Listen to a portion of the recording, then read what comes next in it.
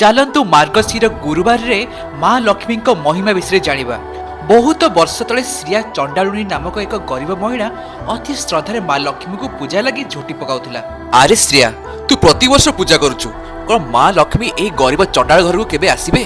मोर भक्ति रे मोर विश्वास अछि स्वामी, माँ लक्ष्मी निश्चय मो घर को दिने आसीबे। माँ लक्ष्मी श्रीमंदिररू निज वाहन पेचारे बसी श्रिया चंडालुनी घर को बाहरिले। मालो, मो पाखरे धन नाही, किंतु आपनक प्रति मोर अगाध भक्ति अछि। आपण कोणे श्रिया चंडालन रे छोटिया घर को केबे भी आसीबे नाही? भक्तिर डोरी रे टाणी होई स्वयं देवी लक्ष्मी भक्तर घरे प्रवेश कले। हे मोर परम भक्त श्रिया, तोर घर छोट किंतु तोर हृदय रे थिबा भक्ति अत्यंत बड़।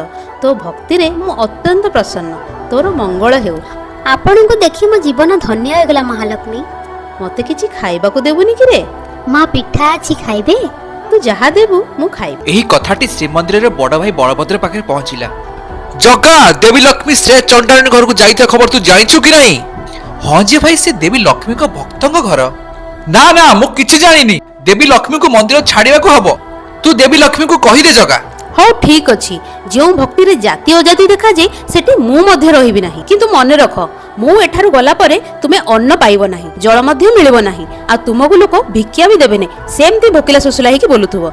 जे पर्यंत समस्त को समान मानिबो नाही, मु से पर्यंत फेरिबि नाही। माँ लक्ष्मी को कथा अक्षर अक्षर सत्य हैला। श्रीमंदिर भंडार अन्न शून्य हो गला। रोषेशाल रे निया जइलानी। लोक माने खाइबा को न देई फेरई देले। भोक उपास रे जगा बड़िया एक चंडालुनी घरे पहुंचिले। से ताकू घर को डाकी खाइबा को देला।